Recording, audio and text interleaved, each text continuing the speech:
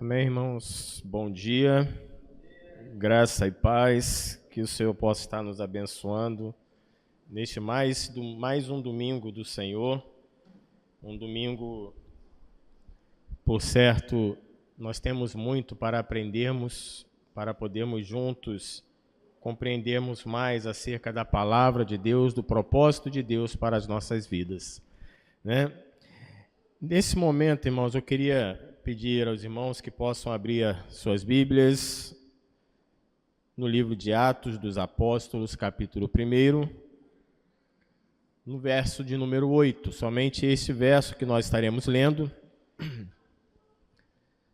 Antes de nós adentrarmos a leitura, é importante a gente ter a compreensão. Esse texto ele nos fala, em especial, de um poder. Fala de um poder que Deus, a priori, ele prometeu ao seu povo, e também nos fala, esse texto, também de um plano, de um programa, a qual Deus já havia estabelecido desde o momento da criação de todas as coisas. Assim nos diz o texto da palavra de Deus: mas recebereis poder ao descer sobre vós o Espírito Santo. E sereis minhas testemunhas, tanto em Jerusalém, como em toda a Judéia e Samaria, e até aos confins da terra. Louvado seja o nome do Senhor.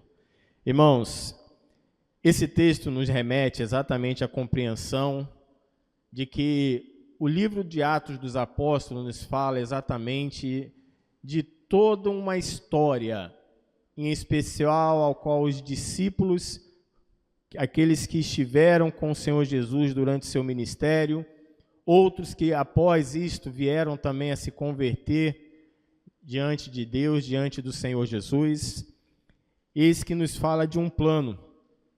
E se nós olharmos, esse plano ele nos remete exatamente na própria divisão do livro de Atos. E nós precisamos compreender que o livro de Atos dos Apóstolos, ele não acabou. Esse livro ele continua. E nós temos a responsabilidade de darmos continuidade aos fatos, para que este livro ele continue sendo escrito a cada dia. E como que isso vai acontecer? Se nós pararmos para entender, boa parte dos livros do Novo Testamento, em especial, se irmãos olharem, não todos, mas a maior parte, eles têm ao final exatamente a última palavra do livro, a palavra amém. O livro de Atos, ele não tem esse contexto, porque esse livro ele tem que continuar sendo escrito por nós. Nós temos a responsabilidade de continuarmos buscando, exercendo o evangelho de Cristo por onde estivermos, para que possamos testemunhar e dar testemunho do que nós estamos vivendo a cada dia na presença de Deus. Que nós possamos ter essa compreensão. E nós olharmos, irmãos, por exemplo, para o livro do capítulo 1 ao capítulo 7, em especial, nos fala exatamente de que o evangelho ele alcançou. Isso demonstra exatamente o aspecto histórico da evolução do livro que veio a se cumprir. Exatamente esse texto que nós acabamos de ler. Do capítulo 1 ao capítulo 7, nos fala que o evangelho de Cristo ele alcançou de Jerusalém a Judéia. Já o capítulo 8 nos fala da chegada também do evangelho a Samaria. E o capítulo 9 nos remete exatamente à conversão de Saulo ali em Damasco, fora do território de Israel. Capítulo 10 nos fala exatamente da conversão já de um gentio, ali um prosélito, Cornélio, que foi convertido ali em Cesareia. Já o capítulo 11 nos fala da chegada do evangelho a Antioquia, que era considerada a terceira maior cidade naquele período.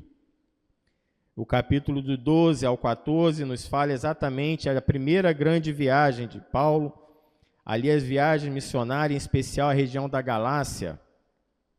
Já os capítulos 16 a 18 nos fala que o evangelho alcançou a Macedônia, já ali considerada a segunda viagem de Paulo. Do capítulo 19 ao 20, O evangelho também se estende para a Ásia Menor, e em especial marcado pela parte que fala a referência à cidade de Éfeso, ali onde Paulo também começou e iniciou ali o seu trabalho evangelístico. Capítulo 21 ao 26 já nos remete ao momento que Paulo foi preso, momento da prisão de Paulo. Ali nos remete todo o período em que ele esteve ali sofrendo, aprisionado em Jerusalém, e ele ali também foi transferido para a região de Cesareia, ainda preso.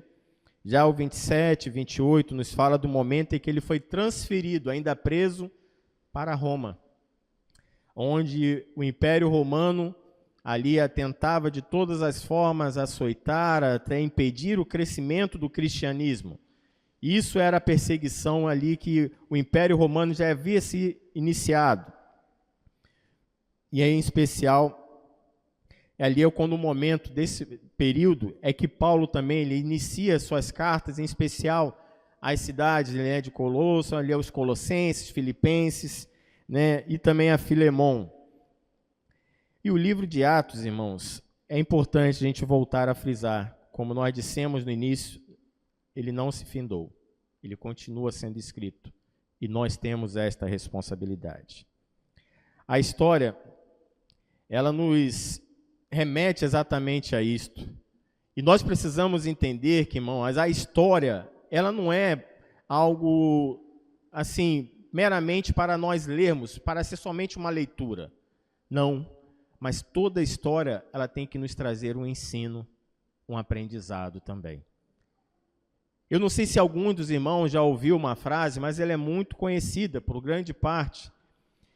É uma frase que diz exatamente assim, alguns coachings até utilizam essa frase, e a frase ela diz exatamente assim, que o inteligente, ele aprende com seus próprios erros, mas o sábio, ele aprende com o erro dos outros. E essa história de cada um, tanto a minha própria história do meu passado, ela precisa me ensinar para que eu não venha continuar errando da mesma forma, mas que eu possa aprender com os meus erros para poder fazer diferente nos meus dias de hoje. Cada um de nós precisamos entender isto. E da mesma forma, como a própria frase aqui diz, o sábio é aquele que aprende com o erro, com a história do outro. Então, nós lemos o livro de Atos, nós vemos a história linda que servos de Deus dedicaram suas vidas para poder levar o Evangelho, a palavra de Deus, aos confins da terra.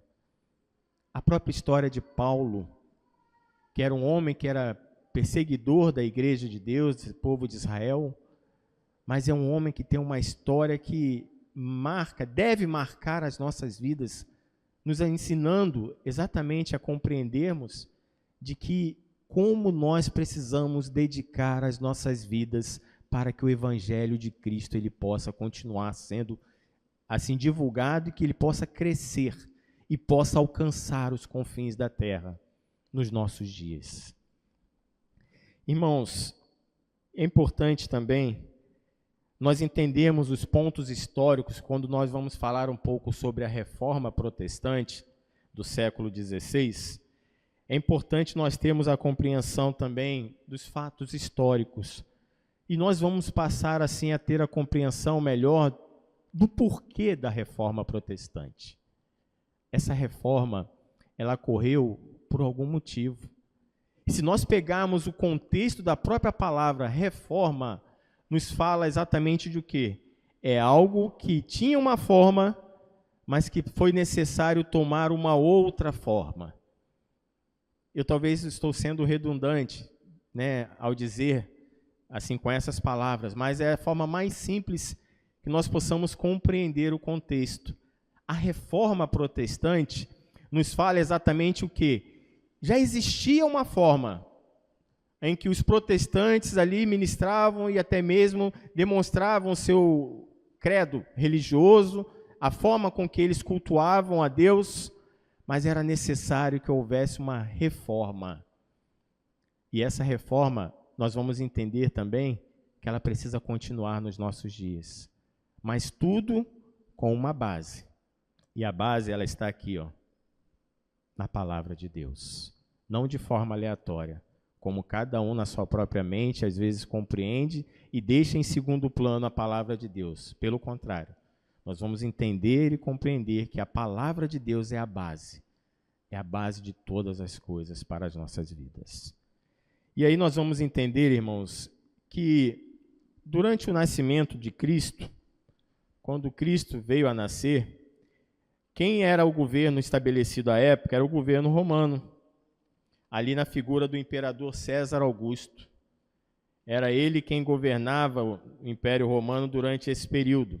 E como nós bem conhecemos, sabemos que durante esse período do nascimento de Cristo, César Augusto também perseguia o povo de Deus. César Augusto também tinha assim a característica de coibir o crescimento do cristianismo. E aí veio então o momento em que Jesus já inicia o seu ministério, aos 30 anos. E ali, durante o início do seu ministério, quem era o imperador na época já não era mais César Augusto, era Tibério César. Era também um imperador que deu também sequência a essa perseguição. Mas até então o povo era perseguido exatamente porque não criam na figura do Messias, na figura do Cristo. E ali veio ainda outros imperadores após Tibério César. Veio Calígula, Cláudio, veio Nero. Mas Nero, em especial, tem um ponto particular que nós devemos considerar. Nero era um imperador extremamente violento, muito violento. Ele açoitava mesmo os cristãos, ele perseguia de todas as formas o cristão, levando muitos desses a cruzes. Muitos eram levados, perseguidos. E durante 10 anos após o início do governo de Nero, Nero chegou a tomar a atitude de atear fogo na cidade de Roma. Ele próprio ateou fogo na cidade de Roma. E nisso que ele ateou fogo sobre a cidade de Roma, irmãos, ele ficou assistindo do alto a cidade sendo tomada pelo fogo. Aquilo lhe trouxe prazer. Mas ele tinha pretensão, porque ele queria, de certa forma, criar uma situação para poder agravar ainda mais a perseguição aos cristãos. Se nós pararmos para entender a história, os irmãos vão compreender ao ponto que foi essa atitude de Nero. A cidade de Roma ela era constituída praticamente por 14 bairros. 14 bairros. Desses 14 bairros que foram, assim, era composto a cidade de Roma, 10 deles foram assim devastados pelo fogo. 4 não. Mas predominantemente, nesses 4 bairros que não foram tomados pelo fogo, quem morava e quem residia nessas regiões? Eram os judeus e os cristãos. Judeus e cristãos eram os que moravam nesses 4 bairros. Isso deu até mesmo para Nero um álibi. Fala assim, olha, quem ateou fogo então na cidade foram os judeus e os cristãos. Essa foi a atitude de Nero.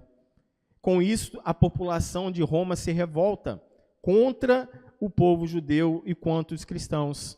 E aí, aquela perseguição que existia, ela se agravou ainda mais. Ficou ainda pior para os cristãos durante esse período.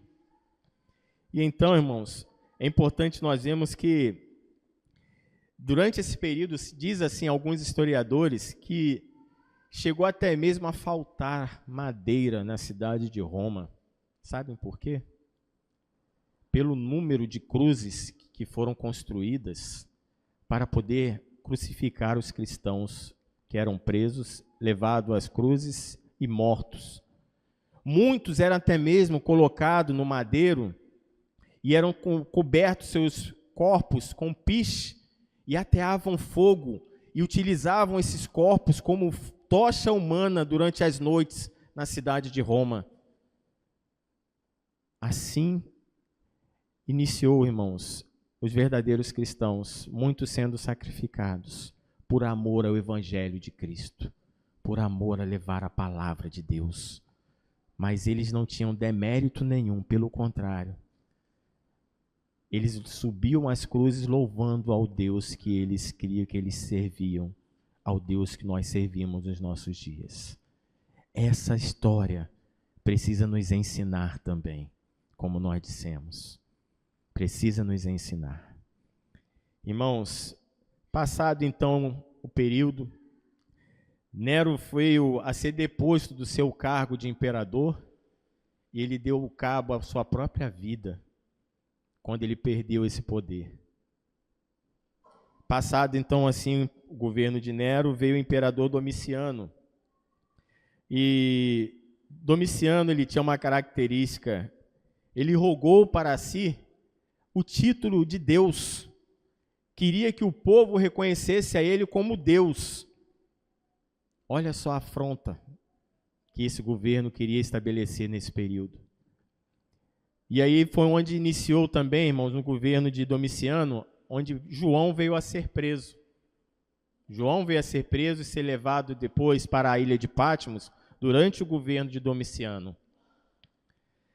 E é importante nós vermos que a experiência de João, ela também é retratada no livro de Apocalipse, no capítulo 1, o verso 9, onde o próprio João, ele reconhece que a sua prisão tinha uma característica, mas não era para poder ele murmurar por aquilo que ele estava vivendo. Pelo contrário, ele reconhece. Olha o que ele disse: eu, João, irmão vosso e companheiro na tribulação, no reino e na perseverança, em Jesus achei-me na ilha chamada Patmos, por causa da palavra de Deus e do testemunho de Jesus. João tinha todo o direito de poder estar ali aprisionado, murmurando, reclamando, mas pelo contrário, ele reconheceu que ele estava ali porque tinha um propósito, e esse propósito veio a se cumprir. O plano que nós lemos lá no verso 8, ele veio a se cumprir também na vida de João. Por quê?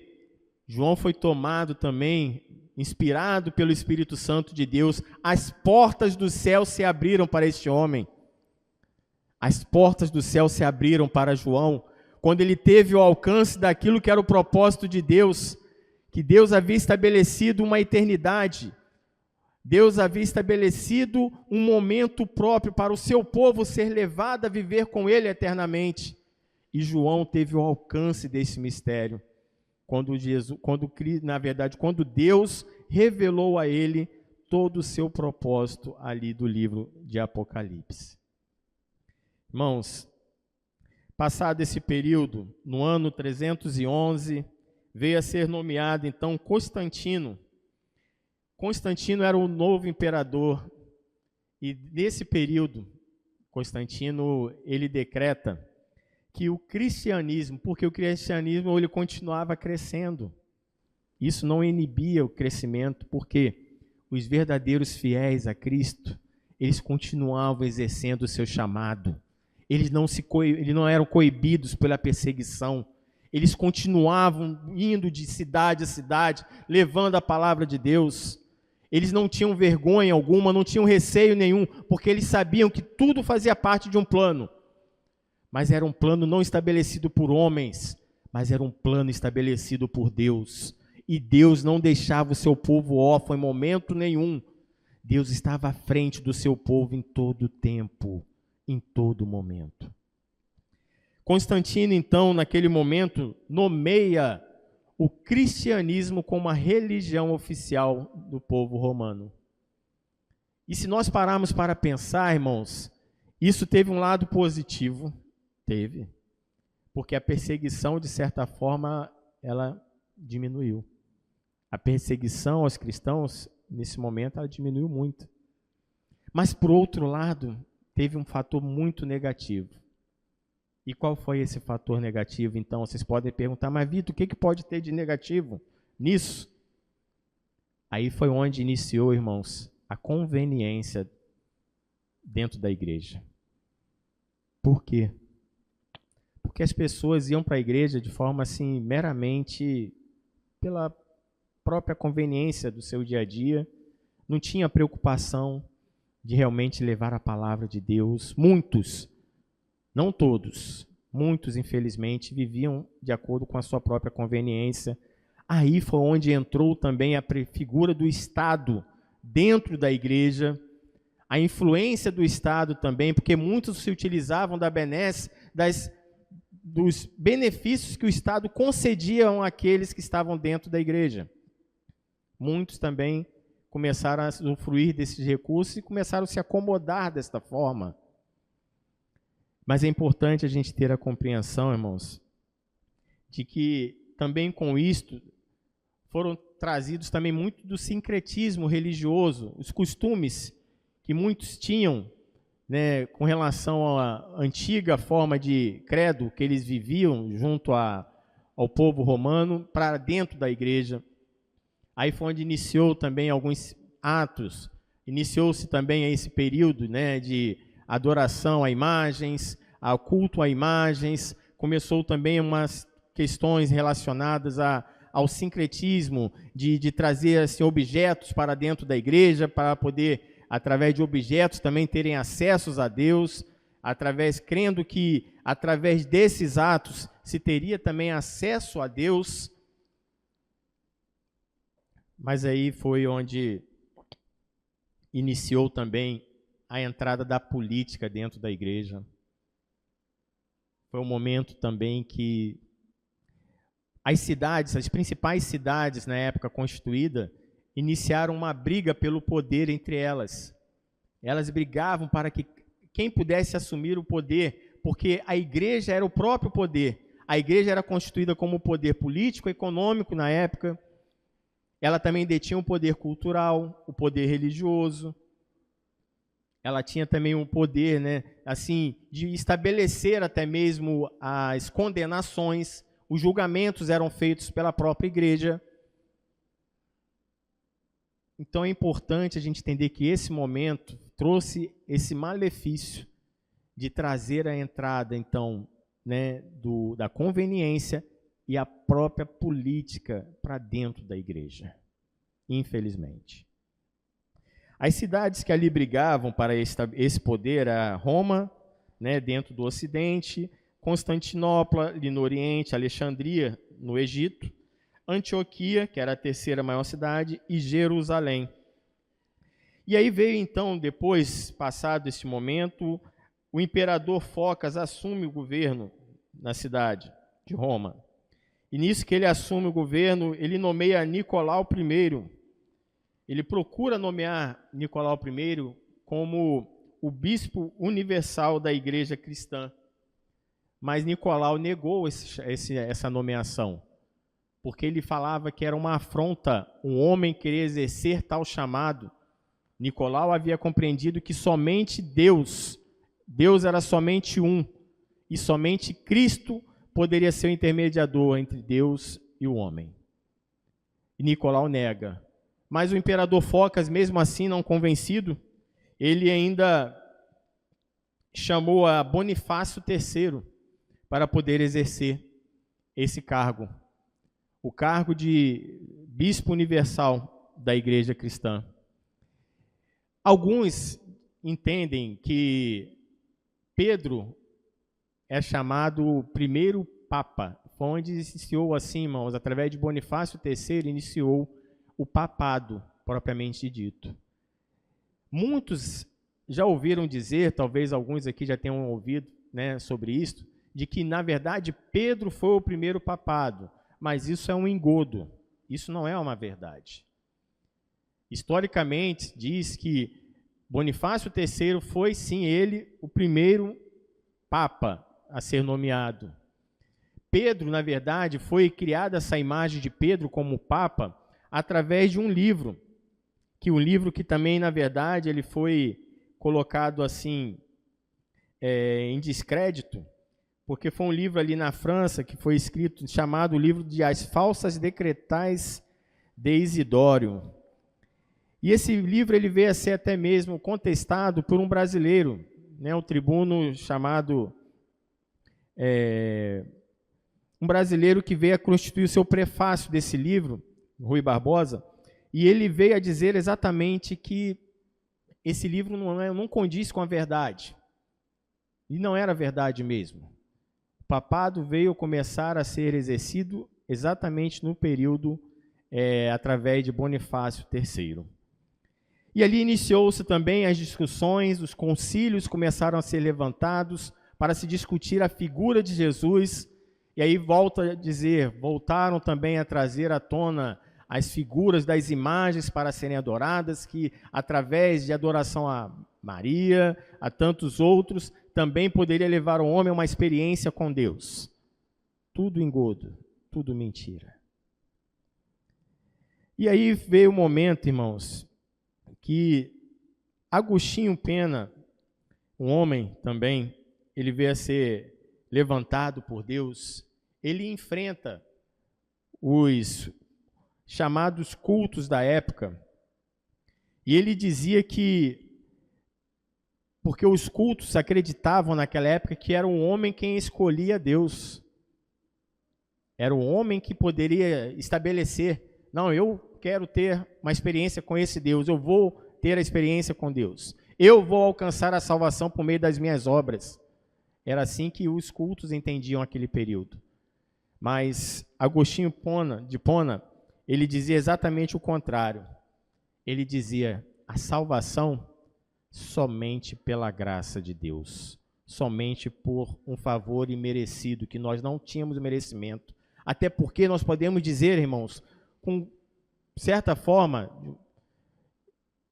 quem somos nós na fila do pão, para podermos ter entendimento de que nós podemos escolher a Deus e não cabe não a Ele escolher a nós. Quem somos nós? Deus é muito maior, Ele é soberano. Ele é maior do que todas as coisas. Ele sim tem o poder nas suas mãos para escolher aqueles a quem Ele quer salvar. E então a igreja, ela tinha esse crescimento nesse período, crescimento político, econômico, mas se corrompeu moralmente e doutrinariamente também, através desses atos que a igreja praticava.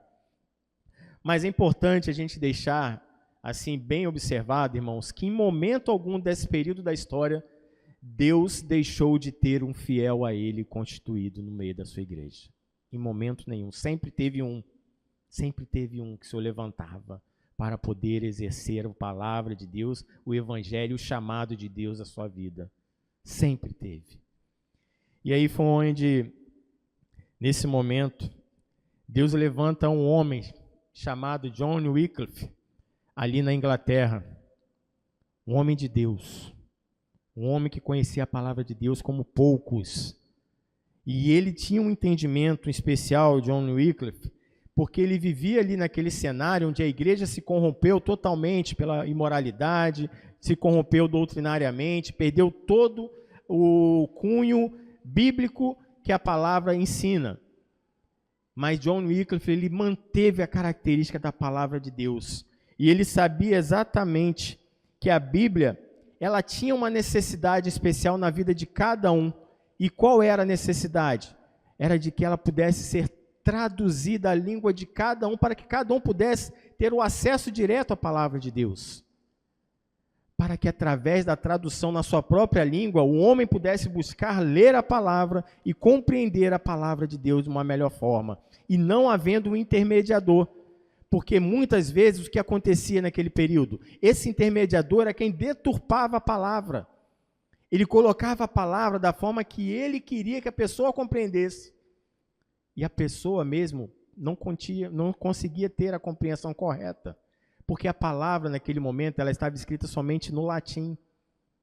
Até então, o Novo Testamento ele estava escrito somente no latim. Então, quem tinha acesso? Somente aqueles que tinham domínio do latim. E poucos eram que tinham domínio do latim nesse período. Mas John Wycliffe ele entendia que era necessária a tradução. E ele iniciou exatamente a tradução da palavra de Deus para o inglês, que era uma língua que já tinha uma predominância maior, né, de entendimento. Tanto na Inglaterra quanto em outros países que compõem ali a região, tinham já o domínio do inglês. E aí, é importante entender que, além de John Wycliffe, outros também foram levantados para suceder esse trabalho. Mais outros foram levantados para suceder esse trabalho que foi iniciado com John Wycliffe. Um deles foi John Hus, que sucede Wycliffe. Ele foi preso ainda. John Hus foi preso e torturado também. Assim como a história dos discípulos lá no livro de Atos, como aconteceu com muitos, John Hus viveu também em sua própria pele a mesma experiência. Foi torturado e foi também queimado. Ele também foi queimado vivo durante o período da Inquisição Romana. Passados, irmãos, assim 100 anos, veio então a aparecer a figura do Martinho Lutero. Depois de 100 anos deste feito, importante lembrarmos um momento. Durante o momento que John Hus ele foi levado ali e foi queimado, ele deixou uma palavra. Ele disse exatamente assim para o governo de Roma naquele período, para o governo que estava ali queimando a sua vida, tirando a sua própria vida. Ele disse exatamente assim, hoje vocês estão matando um ganso, mas Deus vai levantar uma águia que nenhum de vós poderá matar. Essa foi a frase que John Hus deixou naquele momento da sua morte. Hoje vocês estão matando somente um ganso, mas Deus há de levantar uma águia que vocês não poderão matar em momento nenhum. E ele exatamente fazia menção, irmãos, à figura ali de Martinho Lutero. Lutero, no ano de 1517, ele já tinha ali vivenciado a experiência de que a sociedade estava corrompida, a igreja estava corrompida também como um todo, e ele havia compreendido que era necessário que a igreja tivesse uma reforma. E como se daria essa reforma? Porque a igreja vivia baseado nas indulgências que a igreja havia estabelecido. As indulgências, como nós dissemos, crer que, na verdade, santos eram também intermediadores entre Deus e o homem. A crer também de que Maria deveria ser adorada e Cristo mesmo era colocado em segundo plano durante esse período. Algo pior até mesmo foi criado também, irmãos, foi a figura do purgatório. Talvez os irmãos já tenham ouvido falar. E durante esse período do purgatório, o que dizia exatamente a igreja, começou aí vir a questão da influência política e econômica, é que diziam o seguinte, por exemplo, se eu perdi meu pai veio a morrer, eu poderia chegar diante da igreja, pagar uma quantia, porque meu pai estava no purgatório, ele não tinha alcançado salvação. Eu poderia chegar diante da igreja e pagar uma quantia e falar assim, eu quero pagar a salvação do meu pai. E a igreja pregava isso nesse período, de que as pessoas poderiam pagar pela salvação do ente querido. E isso trazia revolta até mesmo a Martinho Lutero. E foi onde ali Lutero fixou na igreja de Wittenberg as 95 teses contra estas indulgências que foram constituídas pela igreja católica naquele período. E Martinho Lutero, quando colocou ali, ficou marcado no dia 31 de outubro de 1517. Foi exatamente o dia em que ele fixou à porta da igreja de Wittenberg essas 95 teses, contrapondo todas as indulgências constituídas pela igreja católica naquele período. Irmãos, importante que, volto a frisar, todos que se levantavam contra a igreja naquele momento, contra o poder religioso ali constituído, eram presos e mortos. E aí veio posteriormente o governo do Leão XIII, que também era o Papa e era também um poder constituído naquele período. Durante esse período onde se construiu a Basílica, a famosa Basílica de São Pedro, que hoje é estabelecida ali no Vaticano, arrecadava-se o dinheiro através desse tipo de comportamento, como nós dissemos aos irmãos, da venda, né, da salvação, através dessas indulgências. E aí Martinho Lutero, revoltado com isso, ele foi chamado, após 5 anos de ter colocado ali, afixado na porta da igreja de Wittenberg, as suas 95 teses, ele foi chamado pelo imperador na época para que ele pudesse se retratar do seu posicionamento, como se o imperador estivesse dando ali a Lutero a oportunidade de fazer uma retratação, pudesse voltar atrás daquilo que ele estava pregando, porque a sua fala já estava influenciando a vida de muitos que estavam deixando de viver as indulgências da igreja naquele período para poder compreender melhor a palavra de Deus. E ali Martinho Lutero, naquele momento, foi chamado, ele disse: eu não quero me pronunciar nesse momento, peço um tempo. Ele foi para a sua casa, chegou à sua casa, muito revoltado com aquela situação. Mas Lutero, naquele momento, ele tinha compreensão plena de que ele tinha que manter a sua posição, o seu posicionamento de defender a palavra de Deus com todas as suas forças. E ali no dia seguinte ele chegou novamente diante do imperador, do Papa, do governo, e ele chegando ali diante do governo, ele disse exatamente assim, falou assim, ó, se vocês me convencerem através da palavra de Deus que eu estou errado, eu me retrato. E ali naquele momento ninguém pôde falar nada, porque todas as atitudes praticadas pela igreja naquele período iam de encontro com o que a palavra de Deus estabelecia. E ali Lutero manteve sua posição. Mas Lutero foi, naquele momento, saindo para a sua casa, no caminho, ele foi ali aprisionado pelos seus aliados, seus próprios aliados o aprisionaram e levaram para o castelo. Foi onde ele passou ali 10 anos preso. Mas durante esses 10 anos, irmãos, importante a gente ter o entendimento, foi durante esses 10 anos que Lutero ele foi usado por Deus.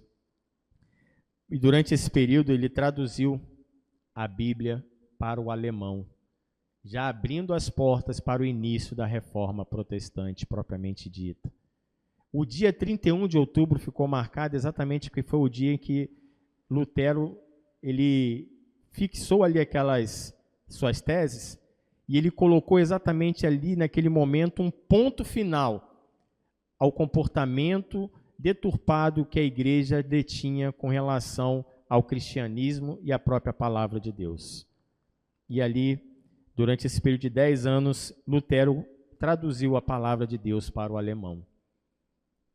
Passado também, irmãos, o período de Lutero, Deus também nomeou um outro homem que teve uma grande influência também na Reforma Protestante, que foi João Calvino, um francês, um homem também que vivia também uma situação muito crítica na França, também viu a necessidade de que o poder estabelecido pela igreja viesse a ser também, assim, deformado, podemos dizer desta forma, poderia ser realmente assim desconstituído, deveria ser desconstituído.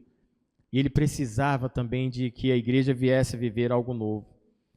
E aí, com 26 anos, João Calvino veio a escrever o principal livro, que também é uma grande base para a Reforma Protestante, que foi a Indulta, né, as Institutas da religião cristã, as suas Institutas, que hoje é conhecida, que também são bases da Reforma Protestante, foi criada por João Calvino. Após João Calvino, Deus levantou vários outros homens também. Tantos que foram levantados, Buster, Melanchthon. Muitos foram homens que foram usados, inspirados por Deus para poder levar e também iniciar a reforma, para poder suplantar a palavra de Deus.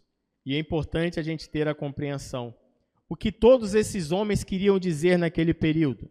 Irmãos, que eles queriam dizer que a palavra de Deus, ela deveria ser única como regra de fé e prática. A palavra de Deus é que deveria ser a única forma de dar ao homem uma experiência. Era a palavra de Deus que deveria ser a base de todas as coisas. E isso que era o princípio da reforma protestante daquele período. O porquê da reforma? Porque a igreja tinha um entendimento deturpado da palavra. Vivia em práticas e atitudes que não condiziam com o que a palavra de Deus ensinava. Aí eu volto a dizer, irmãos, se nós pararmos para analisar os nossos dias, será que nós não estamos vivendo algo parecido? Mas o que eles mais queriam dizer, irmãos, é que a base da reforma, ela tinha todo um princípio. Era o que somente a Escritura era o necessário para dar ao homem a experiência com Deus, mas baseado também de que somente pela fé, a fé e não pelas obras é que o homem tinha sim uma experiência com Deus, somente pela graça, pois não havia mérito nenhum em homem algum para que pudesse ter ele a experiência da salvação. E era que também somente Cristo era o único verdadeiro intermediador entre Deus e o homem. Não haveria nenhum outro, somente Cristo que intermediaria o homem de ter uma experiência viva com Deus. E aí vem a confirmação do texto que nós bem conhecemos, porque Cristo, ele é o caminho, a verdade e a vida. Ninguém vai ao Pai senão por ele. E essa era a experiência que esses homens queriam que a igreja compreendesse e viesse a viver. Assim também, acima de tudo, o que eles queriam dizer, toda a glória seja somente a Deus, a homem algum. O homem não tem direito a glória nenhuma. Todos esses homens que foram usados, inspirados por Deus, são homens que foram instrumento nas mãos de Deus. Mas a glória deles? Não. A glória é somente a Deus. E era essa a base da reforma protestante, irmãos. Somente a fé, só a fé, somente as Escrituras, somente a graça, somente Cristo e somente a Ele a toda a glória e toda a honra. Louvado seja o nome do Senhor Jesus. Irmãos, durante esse período, nós podemos dizer que a história ela foi marcada por muito derramamento de sangue e de lágrimas pelos servos de Deus. Muitos, infelizmente. Mas foram homens fiéis à palavra, que procuraram realizar a palavra de Deus com afinco, naquilo que a palavra verdadeiramente preceitua e ensina. Que nós possamos entender também, que nós possamos também viver esta mesma experiência nos nossos dias. Que a palavra de Deus seja ela, somente ela, a base para podermos viver e pregar o Evangelho de Cristo. Que nós possamos entender, irmãos, que historicamente a Europa foi marcada como o berço da reforma protestante. Se nós pararmos para analisar a condição que a Europa vive nos dias de hoje, irmãos, menos de 4% da população pode ser chamada de cristãos. Uma população que predominantemente o cristianismo é que prevalecia dentro delas. Nos nossos dias, menos de 4% são formados por cristãos. Da população na Inglaterra, onde foi um dos berços, a própria França também. Irmãos, tudo isso é cenário para nos mostrar que algo precisa ser feito. E é importante, irmãos, ainda termos uma compreensão, já chegando ao fim, né, dessa explanação, nós entendermos que nesse período na Europa,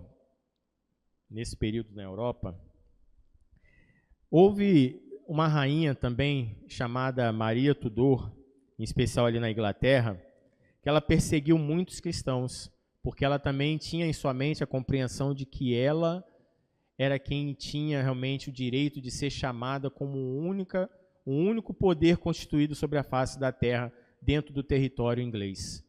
Ela tinha essa compreensão.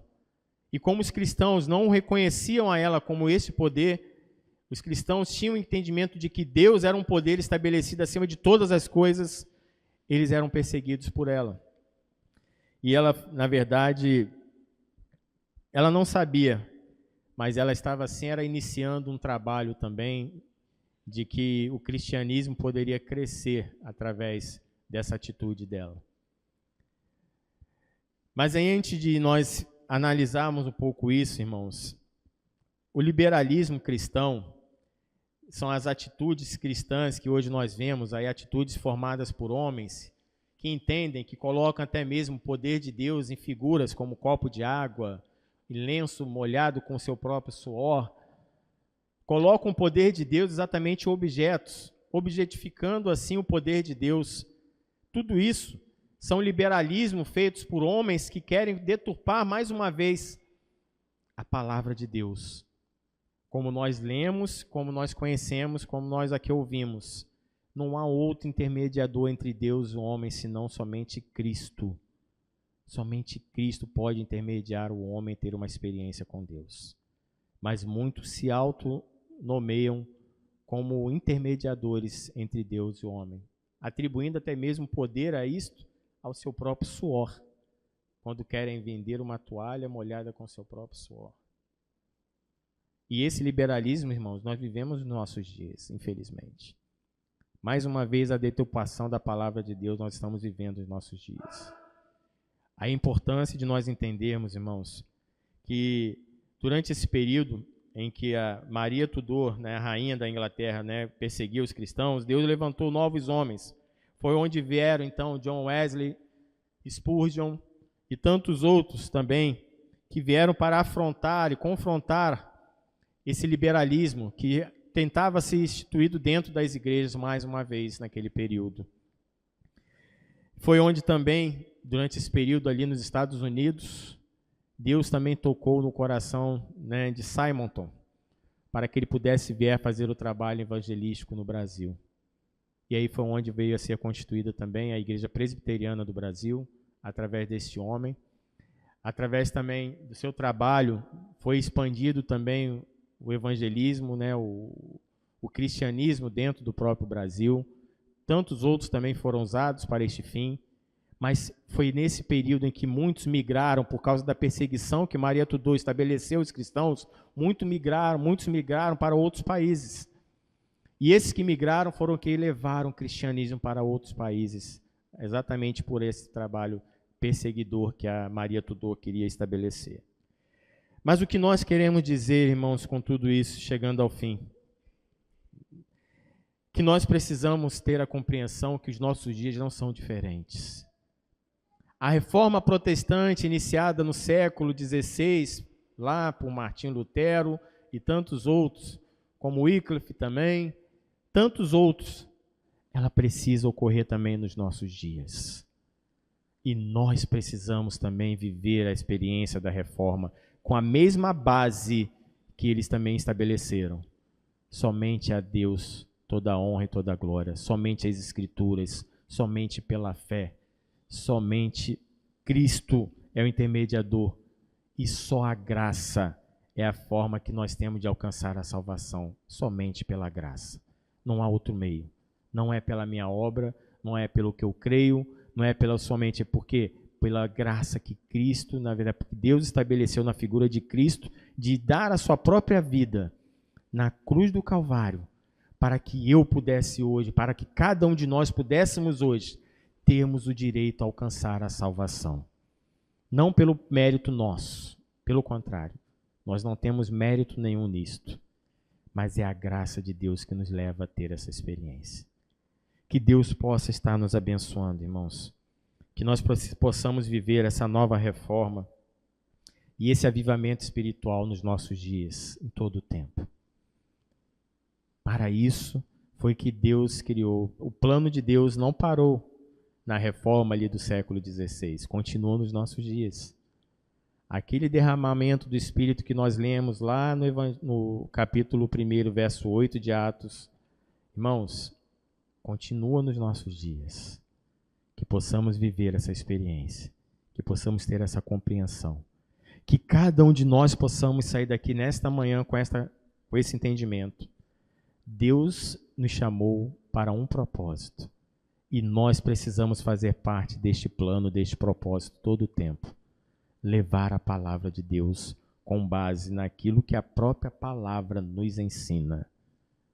Toda a honra e toda a glória seja dada a Deus. Que Deus nos abençoe, que Deus possa a cada dia nos dar essa compreensão e entendimento e nos levar a viver essa experiência em todo o tempo.